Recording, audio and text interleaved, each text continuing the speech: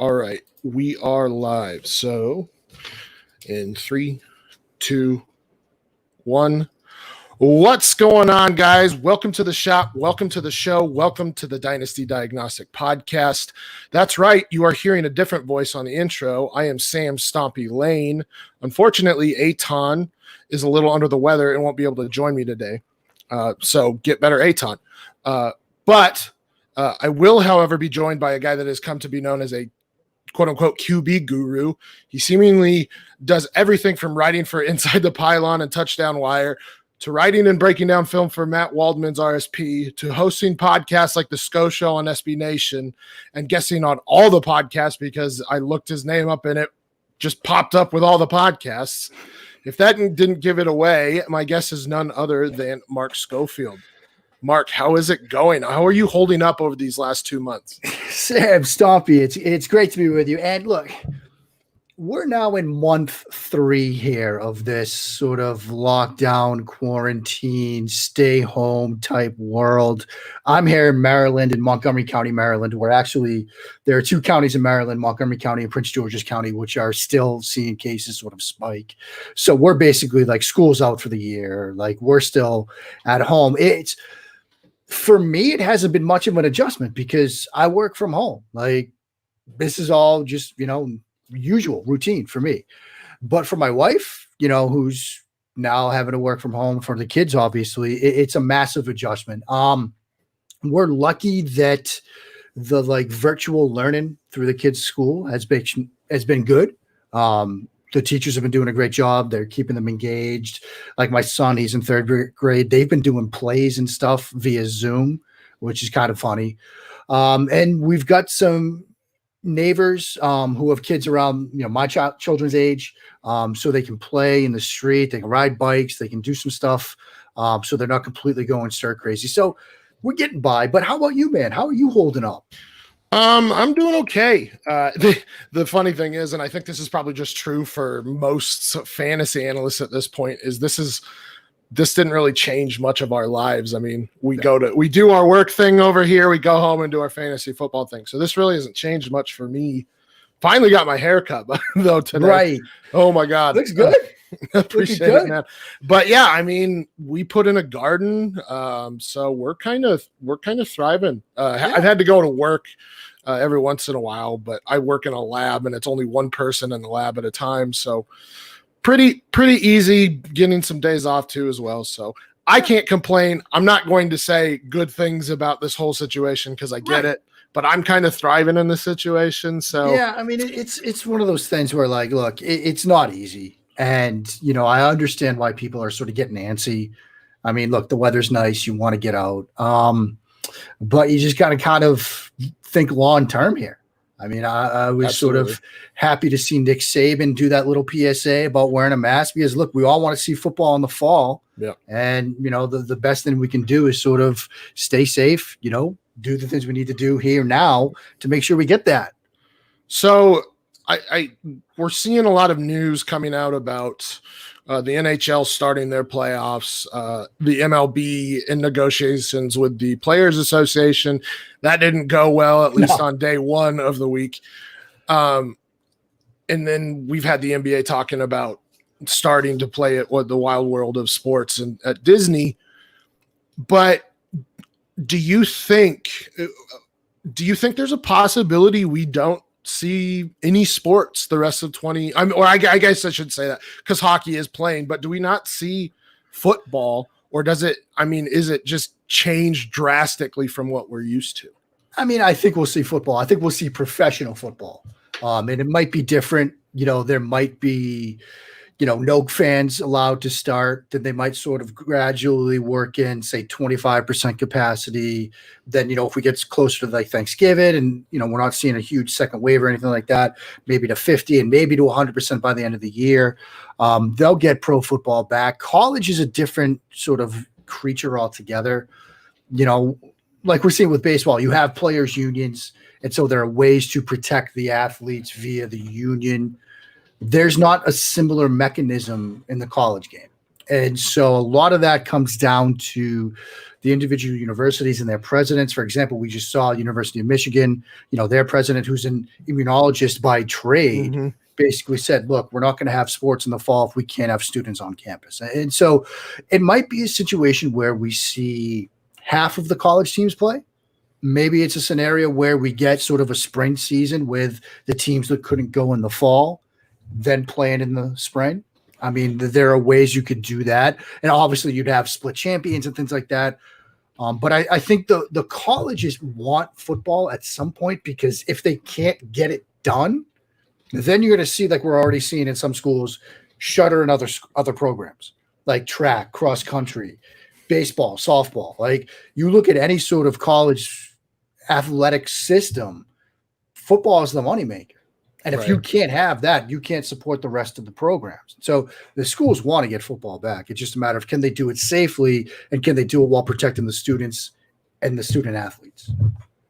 I mean, I hope you're right in terms of the NFL. I hope you're wrong in terms of the NCAA. So we'll see what happens. Hopefully everybody's healthy by September, and then we don't have to worry about anything. Exactly. And we need some semblance of sports. Holy cow. Because look, man, the timeline is brutal right now. Yeah. We can be honest. The Twitter timeline is bad. I mean, we're watching marble racing.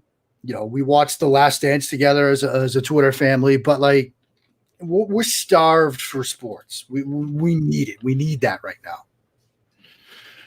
All right. So I guess the first part of this, I kind of want listeners to just get to know you a little bit. So starting out, tell us about what being a lawyer was like. I mean, you have on your Twitter experience being an insurance attorney, which is, it's just a great joke to me, because everybody knows who you are that's following you. But it's, I don't write for Inside the Pylon or anything. It's fine. Well, I actually just changed that, Stompy, because I did a series of videos for the Matt Waldman RSP on Jimmy Garoppolo. I'm doing like my summer scouting is part 2021 quarterbacks for the draft and part current NFL quarterbacks. I always think it's a good exercise to rewatch current players at various positions to see what works and what doesn't. And I started off with Jimmy Garoppolo, and I did a series and a piece for Matt's site, 3 different videos on footwork and Jimmy Garoppolo. And it got picked up by Niners Nation. And somebody posted, one of the writers over there, a screenshot of the comments. And it was basically to the effect of, I don't know what I'm talking about. I don't know what I'm doing. And the only experience I have is as an insurance defense attorney, which I thought was just like the perfect way to update my Twitter profile. So that's why I changed it. That's what everybody else was, try to enjoy a relaxing Memorial Day and, maybe taking some time to think about the true meaning of the day. I'm changing my Twitter profile in response to basically some troll comments. So, I thought that was necessary. But, to the point of the question, look, I was a bad lawyer. I mean, that's sort of the root of all of this. I practiced for 10 years here in the DC area. At the end of my time, I was doing insurance malpractice defense. I was bad at it. I struggled with it. If you remember Matt Harmon, he had that Backyard Banter podcast a couple of years ago. And I was one of the people that came on, like the 10th episode or something like that. I think Liz Loza was the episode before mine. And I talked about how, look, I was a basket case. Like, I was struggling with anxiety, depression, like you name it, I had it. You name it, medication, self-medication, therapy, all of that stuff. None of it was really working. And I just realized I got to the point where I needed to do something different. And I remember the moment that sort of put me over the edge. It was one of those nights, during the work week where, my wife, who's also a lawyer, who's actually very good at it, is pregnant with our second child. We have our first, Owen, who's, a 2 at the time. And we have that hour between, getting him from daycare and having dinner before we have to get him ready for bed, where we can actually play with him. And so my wife, who's again pregnant, lawyer, on the floor with Owen, crawling around with him, like playing, giggling. And Stompy, I'm sitting on the couch staring at my phone because I'm like terrified that I might get an email about a case that I'm working on. Not that I'm expecting one. It's not a situation where somebody said, yeah, I'm going to look this over and email you in an hour. It's just a hypothetical in my mind that I might get an email. And so I'm staring 3 feet in front of my face and ignoring my actual life. The stuff that matters, like 6 feet beyond that. And so I just caught myself in that moment. I'm like, I got to do something different. So what did I do? I started writing about football. Now, what happens? I'll be staring at my phone, looking at Twitter while, the kids are playing and stuff. So I try not to do that as much, but that's really what happened. I realized that it wasn't for me. And I, started inside the pylon with some people I knew from a different Red Sox message board, Sons of Sam Horn. None of us really had a journalism background. We came from different walks of life, finance, IT. Didn't know what we were getting into, but it sort of grew from there.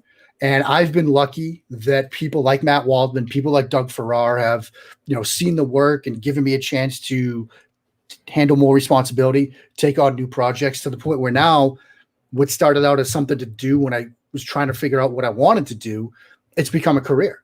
And I can, make money doing this and make it a full-time job. And so, being a lawyer was not for me. If there's somebody that's listening that is a lawyer, maybe it is for you. Kudos on that. I've had other people that are practicing attorneys reach out and pick my brain on how to get out and do what I do or do something similar. And I get it. It's not for everybody. So, I just came to the realization that it wasn't for me mentally the best thing. And I'm glad that I made the change when I did, because I was going down a dark road, and I've been open about that. Like, this would have ended badly for me if I didn't make that change when I did. I was in a similar situation. I didn't obviously go from being a lawyer to fantasy football, but I was working as a chemical engineer at a processing plant.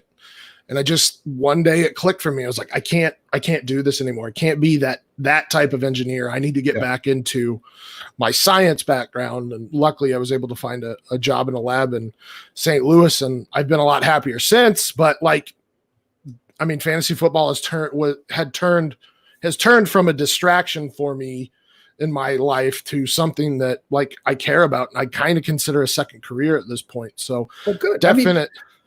You only get one crack at life, right? Right.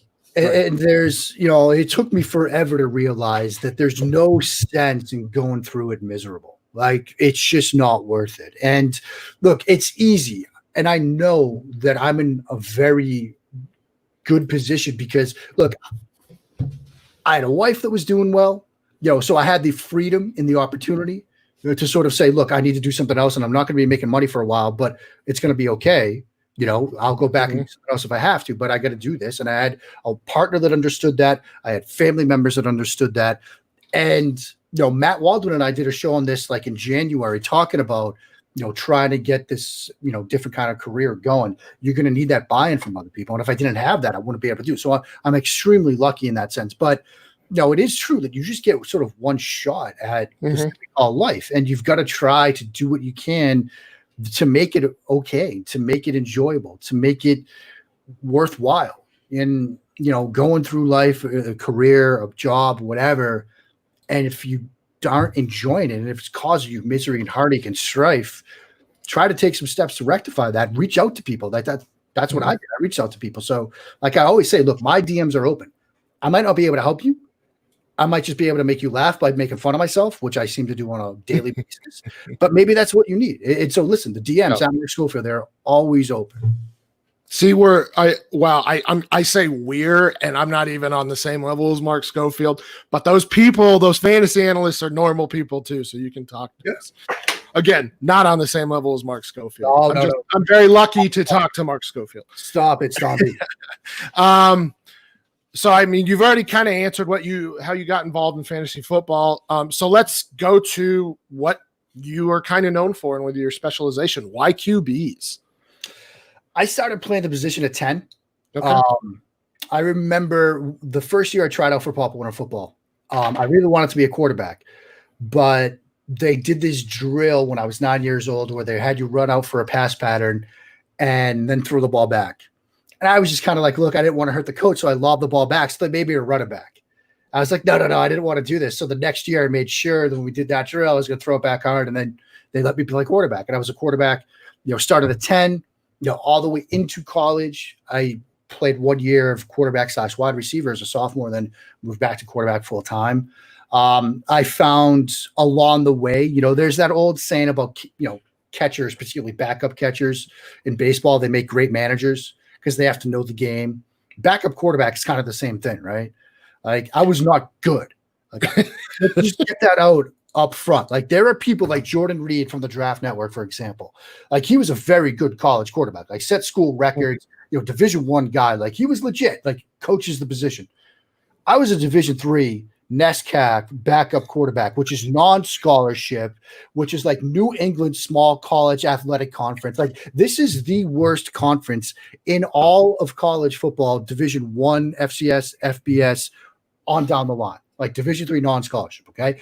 And I was the worst backup quarterback in that conference. So I am proud to admit I was the worst backup quarterback in all of college football, like from 1997 to 1999. Like that was me. And I'll wear that proudly. But what I did do was learn the position. Like when I wasn't playing, I learned it. I learned how to break down film. I learned how to, diagnose and decipher defenses on film because I couldn't do it when I was playing, which is why I was on the sidelines. But I could spot it on film. And so, when I started writing, and even before that, like when I was just watching the game, like when my playing days were over, I'd be able to like in the middle of a play, like, oh yeah, they're switching from cover 1 to cover 2 or whatever, and talk about that while it was happening. And so it was just easy to then start writing about it. I mean, Inside the Pylon, like I said, it grew out of a Red Sox message board. And a lot of the stuff you see me do now, I was doing it like 8 years ago, just in a message board form. Right. Like I would break down Patriots games and break down all their passing plays and say, oh, this is what was happening. And it was just an easy thing to do. As I've gone on, I've tried to broaden the horizons a bit, but I've always thought that write what you know, write what you love, analyze what you love. Like there are people that know defensive linemen. There are people that know offensive line. Like I'm not going to wade into a debate on offensive line Twitter. Like Duke Manyweather will come over, rip my arms off, and beat me to death with them. Like I'm not going to do that. Like there are smarter people for different positions. Right. Like I'll stay in my quarterback lane. I'll wade into the other stuff, but I'm not going to go far out on a limb over there. But I feel comfortable talking about quarterbacks. I study the position now. I read the position now. I go to clinics about the position now. So I constantly try to learn more about it. But it's like the position I played is where I'm most comfortable. And it's where I think it actually can make a little bit of sense. Yeah, I was a pitcher for baseball. I actually got recruited as a pitcher for college, but beyond the point. So that's why I enjoy baseball a lot and understand, because on a pitch to pitch basis, most people aren't going to really understand all the nuance that's involved in pitching. But for me, I'm just like, well, yeah, okay, he's pitching outside 3 times in a row. Watch, he's going to be high and tight. Yeah, it's an art to me. So I definitely understand that. And finally, my final get to know you question: how do you have so much time for FF activities, so much room for activities? Well, I always say on my show, the SCO show, and sometimes even on the QB Factory, which I co-host Michael Kiss over on Bleeding Green Radio, that if you want to sort of get a sense of what a player might be, how a player might be used in the season ahead, in the weeks ahead, you have to have your finger on the pulse of the fantasy football community, because we might get into, say, August, and we're talking about Sony Michel versus Damian Harris in the backfield. But starting in May, you've got Josh Norris and Sigmund Bloom and Matt Waldman, like breaking down, press conference clips and things like that. Like the fantasy football community is pretty far ahead of the curve on a lot of things when it comes to player usage, guys that might make rosters, guys that might see the field. I mean, Frank Reich was given a Zoom press conference today, Tuesday, talking about Paris Campbell in the slot. And I just saw before we went on, me too, Evan Silva and Sigmund Bloom talking about they're going to be 11 personnel with Pittman and T.Y. Hilton on the outside, Campbell in the slot. He's going to see more touches as a result, more targets as a result. Like you have to sort of have your fingertips in the fantasy community if you want to, even if you don't play fantasy, if you just want to know how your team's going to be. So that's part of it. But the other thing is, look, I've met so many, either in person or via a setting like this, a phone call, StreamYard like this, so many smart people through the fantasy community. And there are so many great people in the fantasy football world doing great work that, I'm honored when they want me to come on and yap for 45 minutes about quarterbacks. Like I'm blown away that people would want me, to talk about it. And there are so many people, whether it's Dynasty, Superflex, deep Dynasty stuff, even, redraft leagues that do such great work. And remember, the main start I got was basically in a fantasy realm with Matt Waldman when he had me on to do an RSP film room on Carson Wentz, back in August of 2016. And so 2015, actually. And so, yeah, I mean, I think the word of the fantasy football community. I mean, we're getting geared up for, Scott Fish Bowl 10. I can't wait. Can't wait to be on this SFB Podathon. Be my third or fourth year in a row on that with Sal and the guys. It's just a great community. And, the fantasy football community is a prime example of just that idea that you just ask, right? If you want to break in, if you want to start doing work, just ask somebody for help, ask somebody to listen to your show or, read an article you wrote. Everybody in there, the men and women in the fantasy football world are so welcoming, by and large that, anytime a fantasy show reaches out, I'm like, yeah, sure. Absolutely. I mean, this entire industry, whether it be draft Twitter or, film Twitter, and I mean, I'm sure there's an analytical Twitter, but anybody associated with the NFL right now in fantasy football, I've found has been extremely friendly. Sure, you have your tiffs and stuff online, but in general, this is one of the friendliest communities I've ever been a part of, and I'm very happy, and I'm happy to say that some of these guys are my closest friends at this point. Yeah. I mean, so I guess with that and with your reputation on QBs, let's get started on our 5-point inspection. How are we feeling about the rookie landing spots? I think for the most part, take the guys picked early. I feel fine about Burrow. I would have felt fine wherever Burrow ended up. Pretty much as clean as it gets at the quarterback position. I mean, does he have the best arm in this group? No. Does he have the best record of handling pressure? I'd say no, because there are times when he maybe, runs into sacks and things like that. But I think, look, by and large, he's going to be fine wherever he ended up. And I do think that Zach Taylor's offense is going to be pretty ideal for him. A lot of space and concepts, a lot of time and rhythm type throws. If he gets AJ Green back, that will give him that vertical element that I think is going to be a big part of what can make that offense even better. And so I'm fine with Burrow. Look, I don't have any concerns there. When it comes to Tua, I think that's another ideal landing spot. You're talking about Chan Gailey coming back, the godfather of the pro spread in a sense. That's what they're going to be running. That's what he's used to running. You look at what he was doing under Steve Sarkisian at Alabama. So I don't have any concerns with those two guys. Herbert's a bit of a different question. Part of it is how quickly is he going to see the field? That's issue number one. I think stylistically, the fit makes sense in that we expect that to be a downfield offense. We expect that to be sort of a vertical passing game. And, he's sort of got the arm to do that. I sort of question the ability to throw the middle of the field. But I think, look, if you're talking deep shot plays and not between the hashes at the 10, 15-yard range, like we expect that offense to have, then it should be okay. The main question I have there, though, is you're talking about a new offensive coordinator who was an interim OC last year, but now it's his first time as an OC full-time. There's no sort of track record of quarterback development, right? Like he hasn't done it before. And so you sort of wonder, is he going to be able to do it right? And maybe he is, but it's just more of a question mark. So, Herbert, I'm a little sketchy on. Jordan Love, I mean, two things can be true. That this is the best possible place for Jordan Love and that he won't have to play right away. Matt LaFleur is going to do things schematically to help him.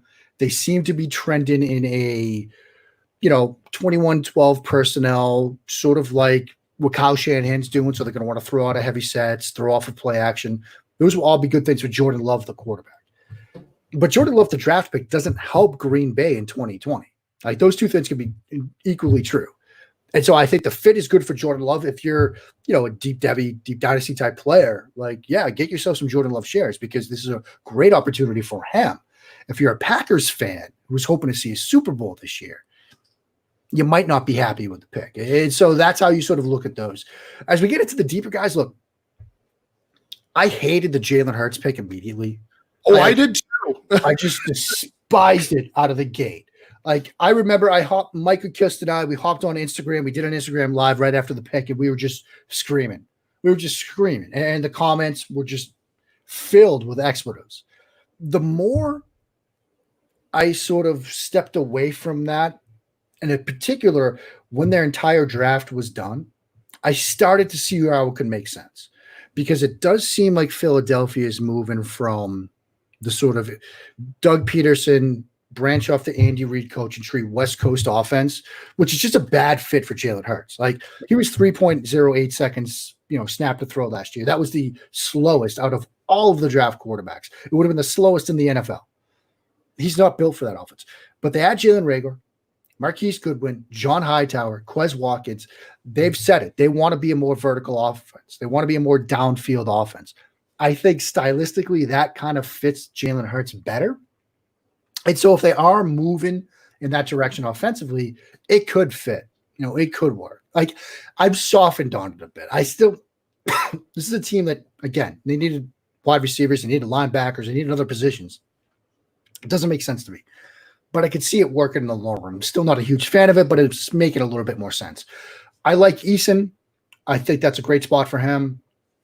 Again, similar to Love, won't have to play right away. You've got a guy in Frank Reich that has done it. He was part of the team that helped once. He was in that room. And so I think that makes sense. As we get really deep, I like Cole McDonald. Yeah. I love Cole McDonald, number one. So, let's get that out up front. Number two, he's going to be fun. If we get a full 4-game preseason slate, man, that second half of that first week 1 preseason game where he's in there and he throws like 3 touchdowns and 3 picks, that's going to make for fantastic watching. Let's just say that.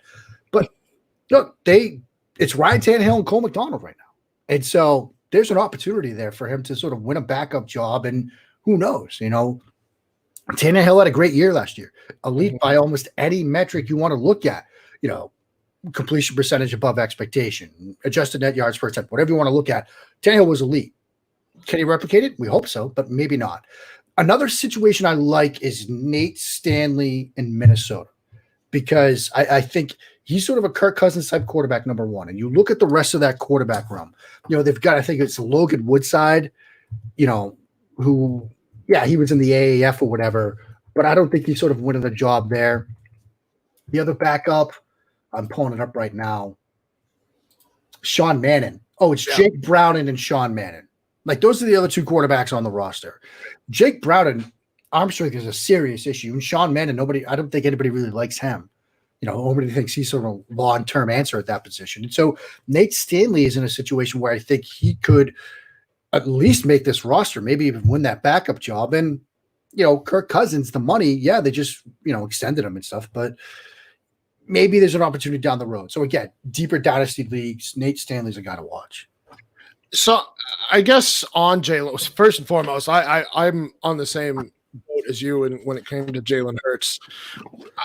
I don't know what that means for Carson Wentz, and that's something we probably should discuss here as well. But I was really talking about the Eagles. I was really hoping he would land with Frank Reich, where, we've seen Frank Reich, like you said, help with Carson Wentz, help develop Carson Wentz, but also shift that offense to a lot more RPO, or what Carson was playing in college.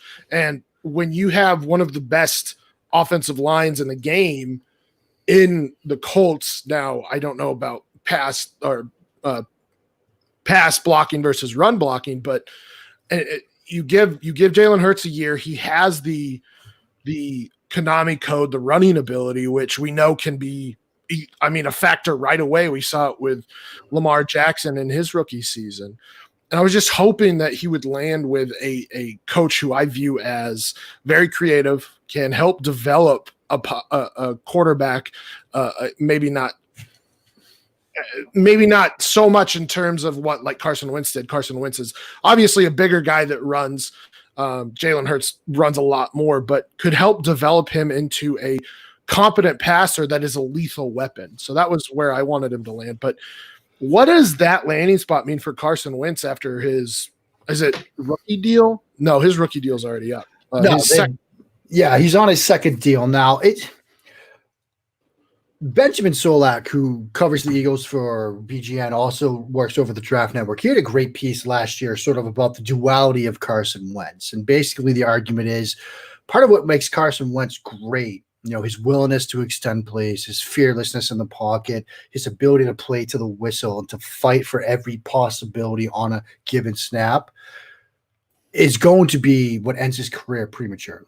Like, we can see that coming. And I remember, I mentioned doing that RSP film room with Matt Waldman back in August of 15. We watched his junior year, that national championship game against Illinois State. And he had this great play where he had a run, ran somebody over, and we gave it the old major league treatment. That was fantastic. Don't ever do it again, because you won't last in the National Football League. But that's what's made him fun to watch. That's what's made him sort of a leader, in that locker room. Is his willingness to put himself on the line. You think about, how he got hurt a couple of years ago when they won the Super Bowl. He was diving into the end zone trying to score a touchdown against the Rams. I mean, he's willing to put his body on the line, but it's going to potentially end his career sooner than we hope. We hope he doesn't go the Andrew Luck route, but that possibility is there. And I think Philadelphia is cognizant of that fact as an organization. They realize who he is, and they're not going to be able to stop him being that guy. So they have to sort of make sure they've got a viable option behind him. And another thing about the Hurts selection is, look, we know why teams like Jalen Hurts, right? They saw the Alabama situation. What does he do? He stays. He loses the job, he stays. He helps Tua. He contributes any way he can. Then he goes to Oklahoma as the grad transfer, wins the job, becomes a leader, all that stuff. Look, he's a tough, confident, mentally strong kid. You're going to need to be that if you're going to walk into this locker room right now and into a city that, let's face it, the second this pick was made, there were people on WIP in Philadelphia saying the Carson Wentz era is over. It's done. It's over. So this is a bad situation, but they understand who Jalen Hurts is as a person. And so, I think it does, Sloppy, tell us a little bit about Carson Wentz. I don't think it's a situation where he's going to lose the job to Jalen Hurts or anything like that. But I think it is a recognition of the fact that his play style might make it likely, as much as we might hate it, for him to suffer an injury again. Yeah, and his contract, I believe he has zero money guaranteed after 2021, which gives Jalen Hurts, if Wentz stays healthy, gives him 2 years to develop as the passing quarterback that we've seen glimpses of. He definitely got better from Alabama to Oklahoma in terms of being a passer. Right. Still needs a lot of seasoning to become a competent enough passer that he can be a starting quarterback and a winning quarterback in the NFL. All right. So moving on here, as I lost my show sheet. Right. On that topic of Jalen Hurts, Carson Wentz, we talked about Lamar Jackson. We've seen Kyler Murray have let's be real, fantastic rookie season. Are you having to adjust your analysis as the league starts to shift to more RPO and more of the running quarterback or the dual threat quarterback? It's not so much that you adjust the analysis, you sort of adjust how you weigh the traits. And, athleticism, you might want to put more of an emphasis on that. If somebody can bring that athletic ability to the table, you see the way the league is trending. It's a reason why, a guy like Nate Stanley fell down boards. He's your classic sort of battleship type quarterback. If he was coming out in, say, 1995, Nate Stanley, even with the numbers he was putting up the past couple of years at Iowa, might have been a day 2 pick, maybe even late first round. But the league is trending in a different direction. And so, if you have that athletic ability, teams are going to want that. Teams are going to cover that for a number of reasons. One, it's a reason why you might win a job. But two, it's a reason why even in the late rounds, you might stick on a roster. Like Jamar Smith, for example, the kid from Louisiana Tech, who's now a UDFA with the Patriots. He might stick on that roster because you need somebody. Now, here are some of the quarterbacks on the Patriots schedule. Russell Wilson, Kyler Murray, Patrick Mahomes, Lamar Jackson, Deshaun Watson, Josh Allen. Like, that's a pretty much murderer's row of athletic quarterbacks. Like, you need somebody that's going to give you that look in practice. Is Brian Hoyer going to do that? Is Brian Lewerke, the other UDFA quarterback, going to do that? No. And so even if you're, not going to be looked at as the starter, having that athleticism might get you onto a roster, onto a practice squad, and give you that chance to, A, mimic the opposing quarterback during practice, but B, learn the position so you can stick in the National Football League. And so I think you have to sort of weigh the athleticism part properly. But instead of like the RPOs, it's still processing speed. It's just different. Mm-hmm. A lot of people they say, oh, well, RPOs, you're not making reads. Well, you still are. The prime example that I use is take the Mills concept, right? It's a post, it's a dig combination. You're trying to get that high-low against the free safety. Well, what's an RPO? You're high-low in a different defender. It's a linebacker now. You're reading him. If you show the handoff and he crashes, you throw it. If he stays deep, you hand it off. You're still reading and reacting to a defender in a lot of these. So it's still that process speed that you're looking at. It's just different. It's not what we're used to seeing. It's not, nice and easy and clean. Like, oh, he's looking at the dig to the post, to the curl, to the comeback. It's different, but you still have to read a defense, decipher what they're doing, and make a decision based off of it. So I guess to go along with that, we've seen the success of late with Josh Allen, who, while he improved as a passer, still was sub 60% completion percentage. Lamar Jackson wasn't thought of as the best passer, though. If you read Matt Waldman, then you would know better. Kyler Murray having the success he did last year, are we not, or should we be considering or taking less consideration into their passing ability? And I know that sounds kind of weird, but I guess the for instance here is Jalen Hurts. A lot of people thought he's not startable in the NFL as a QB. I don't think he's that bad of a passer, but that's kind of the how people view Jalen Hurts as not a good passer, but an extremely good athlete. So I guess how do you take that into consideration with adjusting your ranks or whatever? So where would Jalen Hurts have ranked maybe 10 years ago versus where he should be ranked today? Right. I think 10 years ago, Jalen Hurts is probably, really asked to consider a position switch. He's Tim Tebow. I think that's exactly right, Stompy. He's Tim Tebow. I think, it gets us to that what can he do question, right? A lot of times, and NFL teams do this, people on the outside like myself, sometimes we fall into this trap. We sometimes focus on so much what guys can't do, right? Oh, he can't do this. Let's take Lamar Jackson. He can't throw the deep out route, right? He can't throw that, comeback route along the right sideline from the left hash mark. Okay, so he can't do that. Don't ask him to. Tell me what he can do. He can throw almost any other route on the field. He can certainly beat you with his legs as well. He can do a bunch of different things that will make him impossible to defend. And so it's just we have to sort of reframe that question and sort of ask, what can these guys do? But Jalen Hurts, look, he can throw the deep ball very well. I thought, you mentioned Indianapolis as an example, and that's a very good one. I thought Tampa Bay might have been a destination in that Bruce Arians system because – you look at the snap to throw time on him. You look at the vertical offense. You look at some of the deep downfield throws he had at Oklahoma. That's a situation where I think he could excel. And so, find what these guys can do and then figure out if that's going to work in the National Football League. And another example was Deshaun Watson. A lot of people said, oh, lots of interceptions out beside the sideline. I'm old enough to remember Ball Velocity Day 2017. I was standing in my kitchen and that 49 miles per hour number dropped. And I let fly some expletives in front of my family I'm not proud of.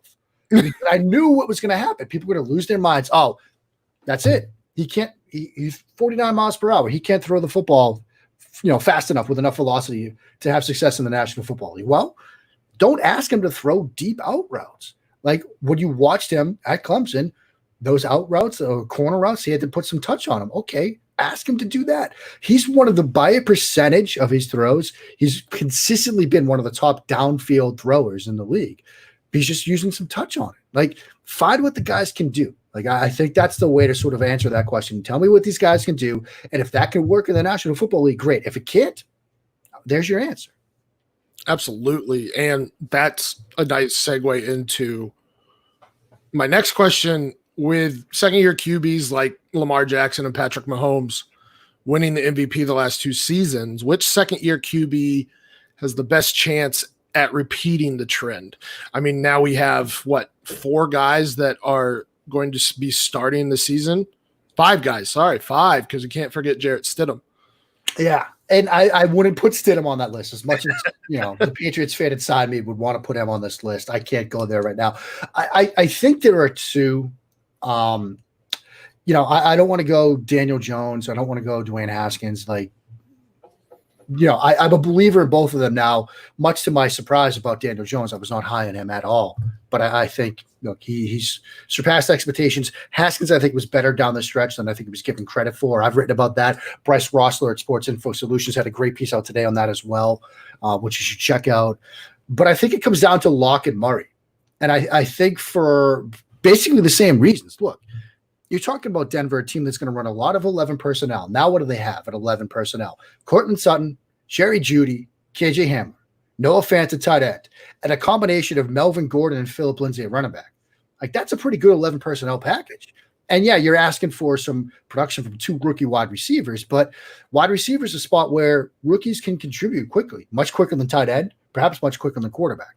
And so he's going to have a nice situation, a nice, supporting cast around him. And then, man, Arizona, I mean, come on. You're a 10 personnel team. You're going to have Larry Fitzgerald, Christian Kirk, DeAndre Hopkins, and then Keyshawn Johnson or Andy Isabella as that 4th wide receiver with Kenyon Drake at the running back spot. Like, that's a very good group as well. And Murray, yeah, he had some mistakes. Yeah, he took a ton of sacks, invited a lot of pressure. But if there's a guy that I'm going to bet on having that year 2 leap, it's Kyler Murray. Like, I think he showed last year he belonged. And now in year 2, with the addition of DeAndre Hopkins, like one of the top 5 receivers in the game, that could be a really good offense. So, I mean, the Broncos fan in me loves that you said Drew Lock. I actually agree. I'm on Drew Lock a ton this year because, like you said, well, and the thing was, like, there was a lot of question marks about his ability as a quarterback. We know he has fantastic arm strength. We know he has great arm talent, but he had lapses in judgment. He had bad footwork. He tried to make throws that he tried to be Patrick Mahomes at times, and it's just he's not. I mean, he's got great arm strength, but he's not Patrick Mahomes. So, so what I saw in those final 5 games was better footwork. Good. I mean, I thought he did well scanning the field and making the right decisions, throwing the ball. I mean, he only had, I believe, 1 interception, maybe, but I mean, still, the point is, and now, like you said, he's got Jerry Jeudy, who arguably one of the best route runners, and arguably the best route runner in this class, which we saw Calvin Ridley be, who was the number 1 route runner in that class, produce right away, and that definitely helps to have a great route runner because you can start beating those cornerbacks. And then KJ Hamler's just got speed, and coming from the slot, it's a lot easier to get guys from the slot. And then, I mean, that team is entirely speed at this point. Right. I mean, Phillip Lindsay or Melvin Gordon's like the slowest guy, or maybe Cortland Sutton is at like 4.53 or something like that. Yeah. So I love what they're building, because they're building to be able to compete with Kansas City based off of, they have a good defense. They just need to get the offense. So I loved what they did this offseason.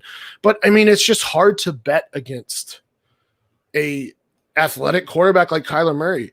I mean, he had over 500 yards rushing, showed that he does belong as a quarterback in the NFL. He does need to reduce his mistakes, but when you have the pass catchers you do, I mean, like, they're going to be so hard to defend because, if you're running out 4 wide receivers the bulk of the time, like they did, nobody ran 10 personnel more than they did last year. You're going to be running against light boxes, and so that makes Kenyon Drake's opportunities better, which makes play action dangerous, which makes those receivers that much more dangerous. And obviously, when you factor in the RPO stuff, Cliff Kingsbury and some of his designs, like, I think that's going to be a very difficult defense to defend.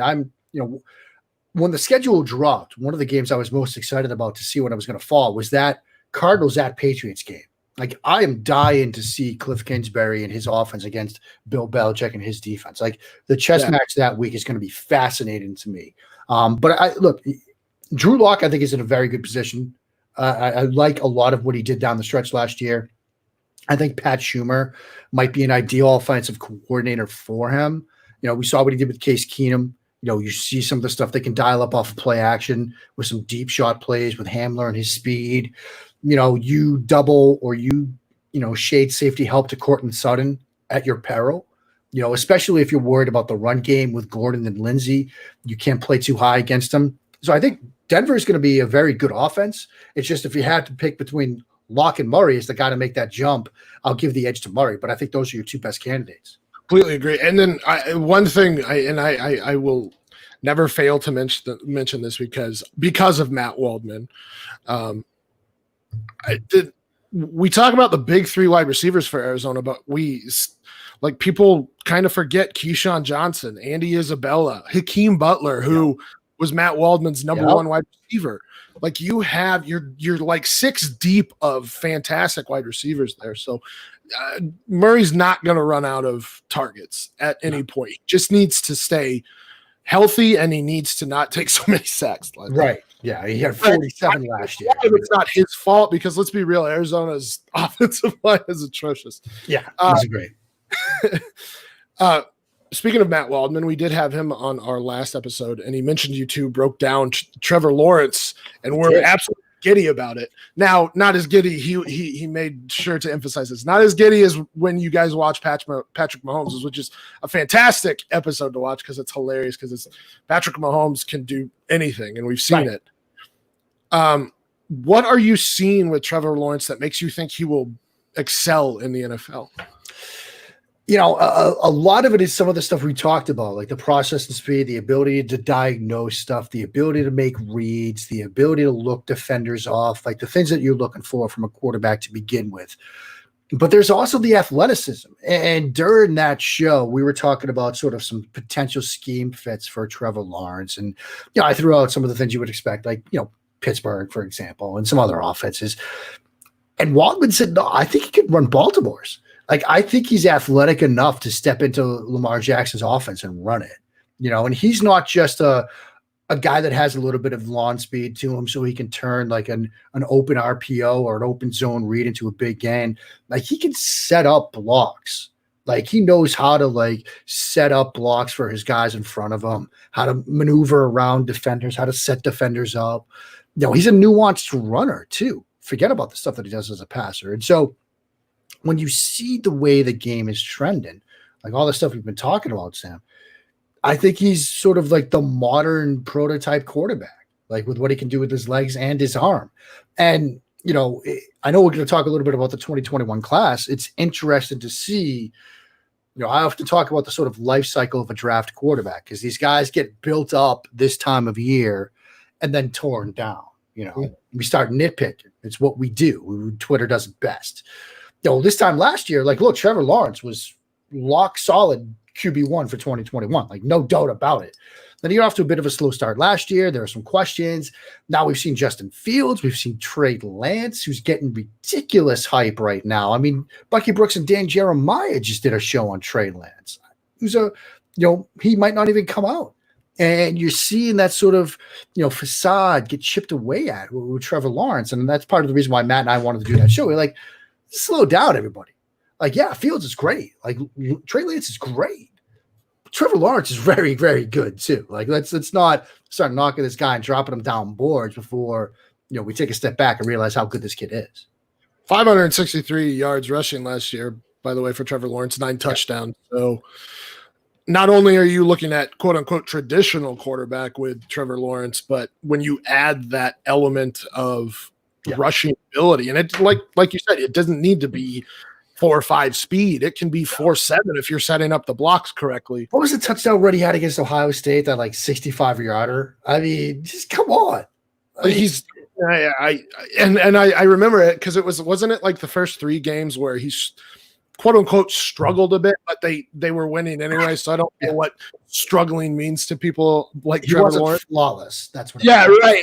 But then he ended up with better numbers overall, and it's just like, all right, guys. Like at this point, like Justin Fields, great, like athletic. I think he's a fantastic quarterback, but Trevor Lawrence, he showed it as a freshman, got better as a sophomore. So that's just one of those things where, all right, we need to stop being that nitpicky. Like, okay, we can be nitpicky on Saquon Barkley, but at the end of the day, do we really care about, oh, he bounces outside too much when he can hit a run at any point in time? Yeah.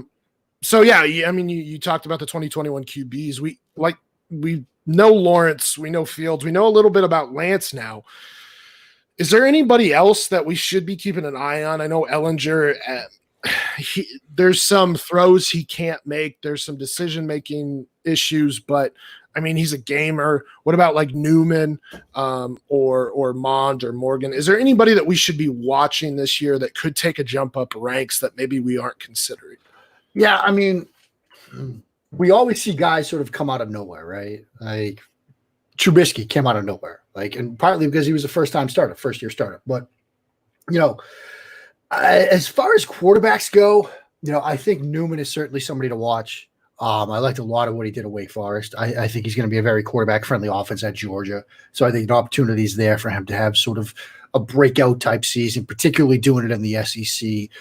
Speaking of the SEC, we've seen now two different Mike Leach quarterbacks find homes in the past two drafts. Like first it was Gardner Minshew, then Anthony Gordon didn't get drafted, but I think he's in a very good spot at Seattle to win a backup job there. KJ Costello, the transfer from Stanford to Mississippi State. We might see another situation where he has a big year in Mike Leach's system, gets himself some draft hype. So he's certainly somebody to watch. Some other quarterbacks that I've been running through my mind. It was Costello, it was Newman. I do think Tanner Morgan, the Minnesota kid, is worth watching. Does some things well. Does some of the RPO stuff really well. Rashad Bateman is a tremendous wide receiver. Might even be better than Tyler Johnson was. And so you're going to be watching a lot of Minnesota as it is. So definitely watch yourself some Tanner Morgan. And then let's face it, 2 years ago, Sam Howell, the UNC kid, he's not draft eligible this year. He's playing as a true freshman for UNC. He's very good, but that's more a 2020 question. Working back to this class, maybe Kyle Trask, the Florida kid, is worth watching. But yeah, those are the names that are sort of circling around in my mind right now. What about JT Daniels? Yeah, he's showing some flashes. I think he's somebody that I want to see a bit more consistency from, because it's just that right now. It's just sort of like flashes. And I want to see it sort of extended, consistent over a longer period of time. I can see why people are excited about him right now, though. He didn't sign anywhere, did he? He entered the portal, but we don't really know where he's going. I don't even know where he's going. Because that kid was so good. Yeah. There's nothing really here. Well, I guess watch out for that. Yeah. So, I mean, we know you as a quarterback guru. I'm sure you know more about football than just quarterbacks. So let's talk a little bit about some fantasy football here. What underrated offense do you want to be most invested in 2020? I mean, it sort of depends how you look at and define like an underrated offense. Like, you could say, for example, take the San Francisco 49ers. Like, they were a top 5 offense in many metrics last year. They were, I think, number 2 in points per game, 29.9. I don't know if they're going to be as good, but I still think that, like, you look at what they're going to put together offensively, and take George Kittle and put him to the side because he's a different beast altogether. But you're looking at this offense. I think Jimmy Garoppolo is a good enough quarterback. Kyle Shanahan is a fantastic offensive mind. What he does to help Garoppolo is so effective. I do like the Ayuk selection. I think he's going to fit in that offense nicely. I think Deebo Samuel is a very nice receiver in that offense. I think Jalen Hurd is going to play a bigger role there as well. And so that's an offense I'm really interested in. We've talked about Denver, but that's another offense that I'm going to want to get involved in. I think that's an offense that was a bottom 5 offense last year. But I think it's not going to be bottom 5 for long. And, you're looking at some of the names on that roster, some of the offenses, some of the skill position players there. I'd want to get some shares of, particularly, I think, KJ Hamler in the slot. I think that's one. On a team, other team, we talked about Indianapolis, Paris Campbell in the slot, having Phillip Rivers come in, run that sort of West Coast offense. You're going to see a lot of opportunities for those guys, particularly Paris Campbell coming out of the slot. So he's a player I'm going to want to get some shares of at some point. And I think, it's going to sound like a bit of a homer situation. But with the New England Patriots, you're going to want to get yourself some of the running backs, some of those tight ends. Like, I think you don't want to look at the wide receiver position in New England, because it's a huge question mark anyway. Yeah. But the two rookie tight ends, Devin SCSC and Dalton Keene, Sony Michel, James White, like they're going to try to, when they throw, make it easy for Jarrett Stidham. And so those guys are going to think, particularly James White and those two tight ends, they're going to see a lot of opportunities. They're going to see a lot of targets coming their way. While I don't expect it to be a good offense, I think in terms of volume, it's going to run through those positions in New England. Is Damian Harris dead? I don't think so. I think he sort of becomes the new Rex Burkhead. We always see that sort of that surprise veteran cut. A lot of people thought it was going to be Patrick Chung, but they just redid his deal. So now Rex Burkhead is pretty much like the guy that we're all looking at, those of us that cover the Patriots. He might be the surprise veteran cut. And Damian Harris would slide into that role where you'll see some scripts, some games where he's the lead guy, and then some games where he's not even active. Like, again, trying to predict Patriots running back usage has given me more gray hairs than I care to admit, Stompy. Because it's just get the guy that catches the passes, and that's about it. Yeah, James the only one you could really trust is James White. Right. I mean, the prime example of this was Jonas Gray, who had 3 touchdowns against Indianapolis on Sunday Night Football. Then that was it, because they cut him because he slept through practice. Steve Van Ridley cut for his fumbles. I mean, it's just Ben Jarvis Green Ellis, the law firm. He is far away. By the way, I picked him up like 3 years straight off of free agency, or maybe 2 years straight, because I think in back-to-back years with the Patriots, he picked up carries because somebody got injured, and then he started with Cincinnati, and I think I actually kept him for that year. But Law Firm is my favorite all-time player for fantasy football. Yeah, I mean, but it's so hard to predict what they do with the running backs that, like, James White is probably your safest play, but the tight ends, they'll see volume. I mean, you mentioned the ones that I would take. Another one that I think is going pretty underrated, Detroit Lions. If Stafford stays healthy, Galladay produced with whomever they put out on the field. Marvin Jones has been fantastic with Stafford. Hawkinson's a second-year tight end. We'll see how if they use him. But, I mean, these are the times that you want to pick up second-year wide receivers and tight ends after they had a bad first season. And then you have that two-headed monster at running back. Anybody's guess how that's going to go. I think DeAndre Swift is going to – Matt Waldman said that Carrion is the better running back. He thinks he's the better running back now in terms of injuries and stuff. That might be something. Right. So it'll be interesting to see the split there, but I have to imagine that they're both going to get significant touches. So I mean, that's another one that I think can be high scoring, especially because that defense is just not good. Right. They're going to be a lot of shootouts. I think Pittsburgh too, if Roethlisberger is healthy. Look, I mean, you got Washington, you get, Deontay Johnson, obviously Juice is Schuster, they added Ebron. Yeah. I mean, I think, especially if you're at a tight end bonus league, like say Scott Fishbowl, we expect it to be like Eric Ebron is going to get drafted pretty early in some divisions, I bet.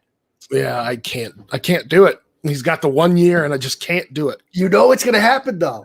Oh, I know. Well, and it's weird because Ben hasn't. I mean, he used Heath Miller, but they've never really used tight ends there. Yeah. So I don't. That is it for a 5-point inspection. So we'll move on to what most people tune in for. Let's plug in the analyzer and get this week's Dynasty Diagnostic. Our episode 74 roster was submitted by A1 at Let's Get It. Wait, Let's Get It on Twitter. Be sure to give him a follow. If you want to be a part of next week's show, follow the podcast at Dynasty Diagnostic. Smash the subscribe button and leave us a review at the link in the description on iTunes and Podbean. All right, so for this roster, we have a 12-team PPR, 4-point passing touchdown super flex. We start 1 QB, 2 running backs, 2 wide receivers, 1 tight end, 2 flex, and 1 super flex. We'll start at QB since we got the QB guru on here. We have Patrick Mahomes, Kyler Murray, Cam Newton, Drew Lock, Andrew Luck, and Will Greer. I don't even think you need to break this down, but go for it there. I mean, what is there to say? Like, he's like, you have arguably the best. Yeah. You have the 2 guys we were talking about being MVP. And then, who knows? We could wake up tomorrow and Cam Newton's in Los Angeles. Andrew Luck's in New England. I mean, look, I don't even know why I put that out in the universe. We don't put it out into the ether. Say it louder. Speak it into existence, Stompy. No, I mean, look, I think quarterback is fine. Like, you might say, well, why are you holding on roster spots for Cam Newton and Andrew Luck? Well, we just saw Rob Gronkowski come back. Who's to say Andrew Luck won't get a similar itch? And Cam Newton, look, some team's going to pick him up at some point, and I don't understand. I don't understand how he's not picked up already. I mean, no offense to the Patriots, but isn't he better than the 2 options or 3 options you now have on that team? Absolutely. I think with New England, it's a money situation. They just don't have the money to sign him. Yeah. If they end up trading, say, a Joe Thuney or making some corresponding moves, I think, he would be a better offense, a better quarterback for New England than the 2 guys they have right now. I think Pittsburgh, obviously, if Roethlisberger's hurt or gets hurt, like Mike Tomlin's on, he's sending out the G6 as soon as he can to get Cam Newton. So, Cam's going to be on a roster sooner than we know. So, I think quarterback's fine here. There's no worries. Yeah, you don't have to do anything here. I wish Will Greer would get a shot. I really do. We'll see. We'll see after this Teddy Bridgewater situation. We'll see. Yeah. All right, moving on to the running backs. We have Dalvin Cook, Devonta Freeman, Royce Freeman, Darrell Henderson, Alexander Madison, and Bryce Love. Little rough there, Mark. What do you think? Yeah. I mean, look, Cook's great. We were talking about starting 2 of these guys. I mean, we don't know how Henderson, that situation is going to play out with Cam Akers. I mean, the 2 Freemans, you need to – I don't know if you want to move one of the quarterbacks to get some running back help. With that pick 1-1, do you want to go Cam Akers there? You get a massive hedge against Henderson? Like, that's an overpay in my mind. Oof. Like, it's not great. I mean, maybe you package the 3-1 or the 3-6 to get up into the second to get Cam Akers. Yeah, you need to do something here, man. So I think so. I mean, obviously, Dalvin Cook, we do have to worry about his injuries a little bit, but you do have Alexander Madison, which unfortunately didn't get to see a lot of last season because he got injured at the same time.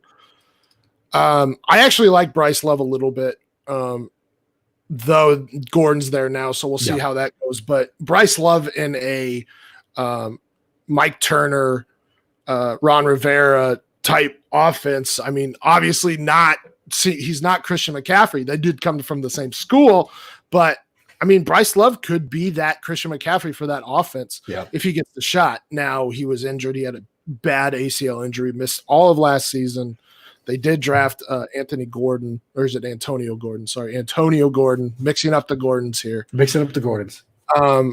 So we'll see how that plays out. But, I mean, that situation's muddy, so having Bryce Love there, and I would pick him up in drafts because he's going in let's just say a 25 spot draft or a 25-man roster. He's going in the 20 plus rounds, and it's like, well, why not take a shot there? Because he very easily could end up being that CMC for that offense. But like you said, Devonta Freeman said he would be willing to sit out this season if he's doesn't get paid. So obviously that's kind of a dud there. You need at least 2 more running backs here. So the 2 things that I see with 101 or the QBs is either you trade one of the QBs and get running backs back and picks, or you trade back in the draft from 101 to a QB needy team, hopefully they have another early round pick. Let's just say 102, 103, 104, where you can get two of the top or one of the top running backs. I feel a little bit better, but then you still have to probably look for another running back somewhere else, probably with a trade. So yeah, you definitely need at least two more running backs there. All right, on to wide receivers here. Mike Evans, Brandon Cooks, Julian Edelman, Jamison Crowder, Mecole Hardman, Jalen Hurd, Russell Gage, and Andy Isabella. It's a good group. Obviously, we expect Mike Evans to put up some pretty good numbers this year with Tom Brady coming in. Edelman's with a bad quarterback situation, but that Patriots offense, I talked about the tight ends and the wide receiver and the running backs getting the share of the targets. If there's going to be a wide receiver that's going to get 60, 70 targets in that offense, it's going to be Julian Edelman. I mean, so much of that Patriots offense goes through the slot position. So he's going to see some targets. Jamison Crowder, he had a ton of targets last year with Sam Darnold. So that's an opportunity situation there. I talked about Hurd earlier. I think he takes a step forward here. Isabella is in another advantageous situation. They're going to be running 4 wide. So there are opportunities there. Cooks, I've never really gotten on board with Brandon Cooks. I recognize the talent.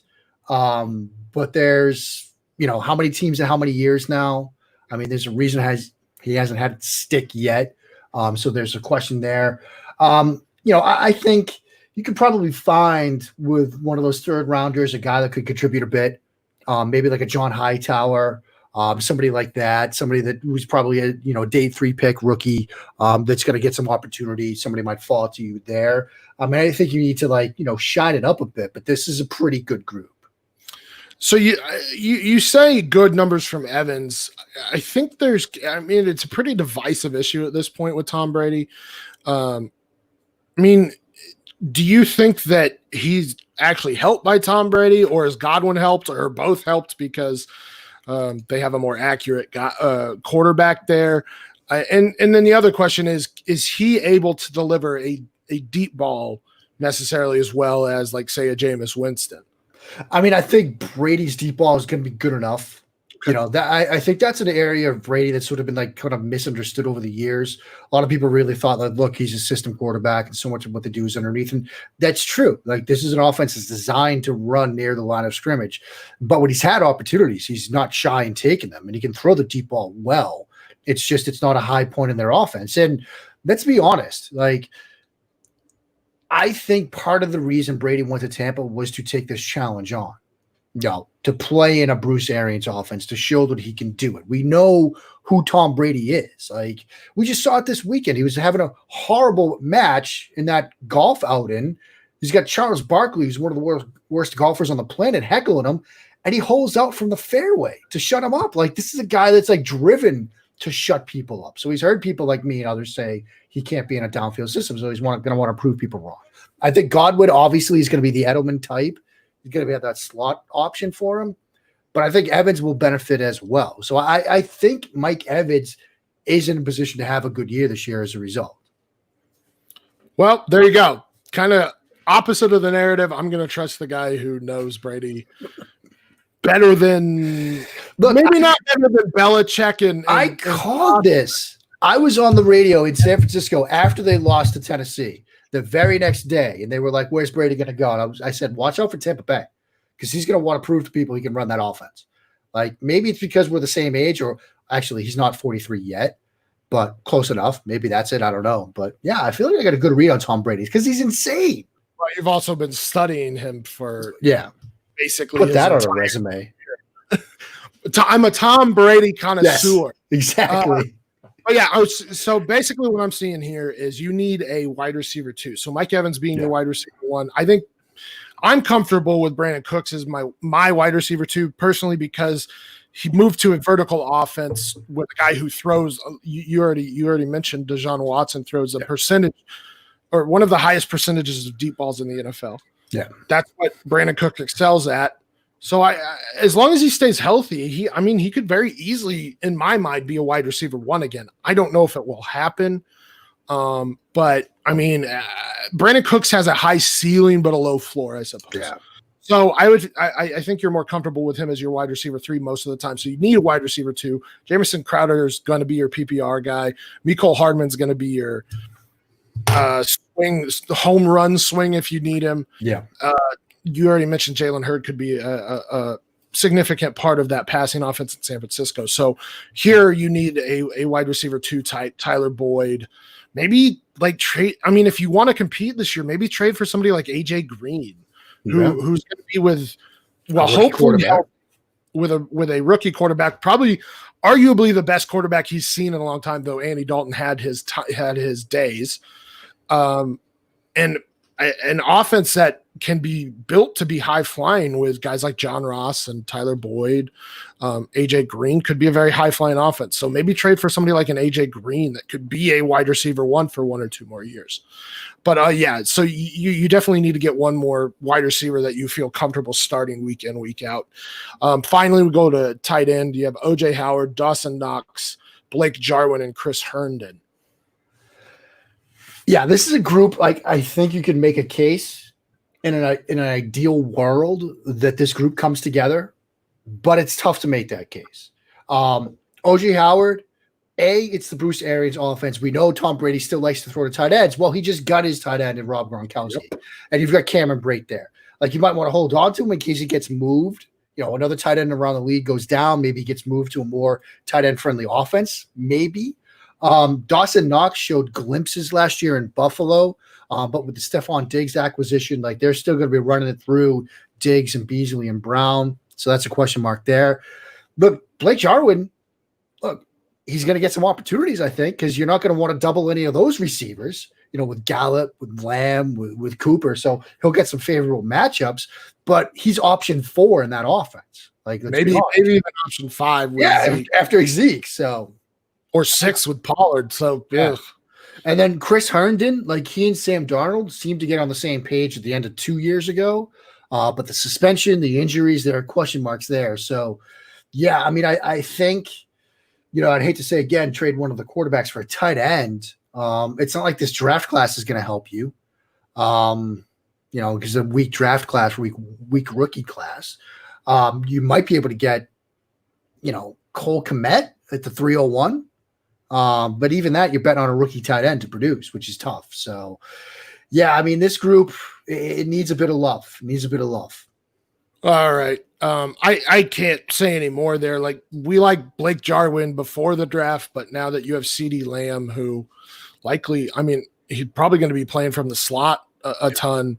And we know that slot receivers, especially in this day and age, especially rookies, that's where you have the best chance to contribute. So, fourth, probably fifth, maybe sixth option if Tony Pollard actually gets some playing time. Howard just needs to get out of Tampa. I don't know, man. Like, I feel so bad for the guy. Knox is, it's a run for, it might be a pass first offense at this point with the Diggs trade, but Knox is fourth option at best on that team.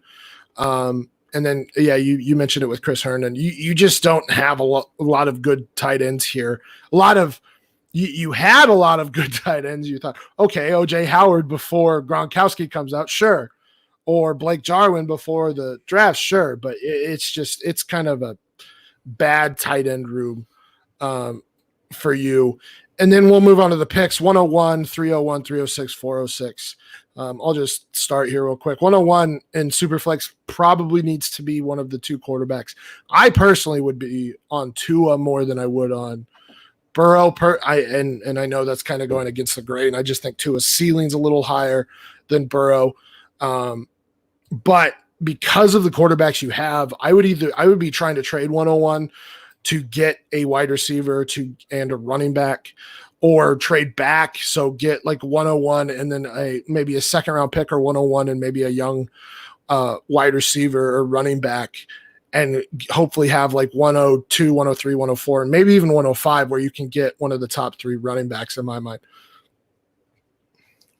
Yeah. I mean, I think moving the 101 should be priority 1 here. I mean, because it's going to be Burrow at 2, and you don't need either of those guys with the quarterbacks that you have. And so you might be able to slide back. If you want to go running back, you could get a Taylor, you could get, CEH, which I think, would be a very good pick at the running back spot. With the 2 picks in the third, maybe, somebody, I don't know if you want to go Cole Kmet, Hunter Bryant, one of the tight ends, but you might want to look at that. I think Cole Kmet's probably the best tight end out of this group. Trotman I liked a lot, but he's behind 2 guys in an offense that's going to be running through the wide receivers and Kamara. And so, but you might be able to get a tight end that will at least contribute with one of those picks in the third. So, as always, we diagnose these rosters as cars or tire rotations or new spark plugs or oil changes. So we'll start with our guest here. What kind of car or what needs to be done to this roster to make it, or what would you be doing to this roster? Well, I mean, I think that we're not talking about 11 here. I mean, I think this is a pretty good, recent model. I say a recent model, like a 2015 Acura MTX. Like, it's in pretty good shape, but you need to do some things to it. It's got some wear and tear on it. I think you need some new sneakers for it, particularly that, tight end position. You need some new tires for this bad boy. I think you need a little battery issue. We got a battery issue here. We talked about that running back position. You need an engine, some power behind it a bit. So we're going to take the battery out. We're going to put some new sneakers on it. But overall, it's been kept in good shape. That quarterback position, the heart, the guts, the frame, that's in great shape. So you're happy with that. And you've got some good options. This was a fully loaded Acura MDX when you got it. So it's been taken good care of. It's got not a ton of depreciation here, but you do have some issues here with the tires and the battery and the running back and tight end position. I don't know how to feel about this roster, so I'm going to make it a Nissan Cube. Okay. I just don't know how to feel about and we'll call it a 2018 Nissan Cube. So it's relatively new, still running well. Doesn't have any real dents or scratches on the outside, but it's just ugly. It's just not a good looking car. And so what I'm seeing is, okay, it's nice and shiny. You got Mahomes, Kyler, Drew Lock, but then it's but it's a Cube. And that's where the Dalvin Cook and the running back room comes in. And then you look at the insides and you're like, well, I mean, he's got Mike Evans, Brandon Cook. So it's not fully loaded, but it gets you by. It's got Bluetooth. It's probably got Sirius XM. And then you get into the tight ends and you're like, but it's a Cube. It's right. So bad looking. So it's extremely functional. And I think if you make a couple pimp my ride type of things to make it look better, from old MTV days and make it look better, maybe then I'm like, okay, I'm on board. I could see myself in this Cube. Yeah. But right now it's you need help at tight end. You need help you need at least one more wide receiver. You need a couple running backs. So what I would be doing is that 101 is kind of that extra package that maybe you don't really need, and they're just trying to upsell you. And with that 101, I would try to get a wide receiver, get a running back. And if you get a wide receiver and a running back, I start to feel a lot better. I'm not so worried about tight end here because I think you can get a tight end that's going to get you by. Especially because this isn't a premium. But yeah, if you don't do a couple of things with that 101, if you don't fill in the running backs here, and if you don't fill in that one more wide receiver, you're really in trouble. So I'm on the fence where it's functional car, but real ugly. And I don't know if I can, I don't know what to do about this roster necessarily. It's do I blow it up? Or do I invest a little bit more money into this and see what I can make, if I can make it look like a good car to drive right. for the general public. Getting that Nissan sponsorship, buddy. Yeah, there you go. That's going to do it for us here. Before we return the keys, make sure to follow my partner, Aton, at Aton Alive on Twitter. Wish him or I send him your prayers or your thoughts or whatever to get better. I'm at FF Stompy. You can find Mark Schofield where? On Twitter at Mark Schofield. Oh, pretty easy. Is there anything you want to pitch before we get out of here there, Mark? Not really. I mean, you can follow me on the old Bird app at Mark Schofield. We'll try to keep it sane on the Bird app. Doing a bunch of stuff this summer over at USA Today's Touchdown Wire. doing some more stuff with Garoppolo, Cousins, Carr. Those are the quarterbacks I'll be studying along with the draft guys over at the Matt Waldman RSP this summer as well. But easiest way is on Twitter at Mark Schofield. If you want to know anything and everything about QBs, go follow Mark Schofield. And he also has witty anecdotes and stuff on Twitter. So it's a fun follow as well. Please go to the Dynasty Diagnostic podcast feed on iTunes. Give us a 5-star rating and review. It helps us grow the podcast, reach more listeners, get onto lists so we can get more downloads. Also go to our Patreon, patreon.com/dynodiagnostic, donate. This takes time and effort and equipment. And I mean, while we have it now, we may not in the future. So, I mean, if you enjoy the podcast, please support us. Also go to storeenvy.com, search FF Pod Shirts. That's Dynasty Outhouse's store on Store Envy. There's Trade Addicts shirts, sweatshirts, mugs, stickers. There's stickers and shirts for us, as well as Superflex Super Show, and I believe Dynasty Game Night. And I believe that is it. So thanks for making it to the Dynasty Diagnostic Service Center today. Be sure to keep up with your scheduled maintenance and catch us next time to ensure quality performance. See you on your next visit.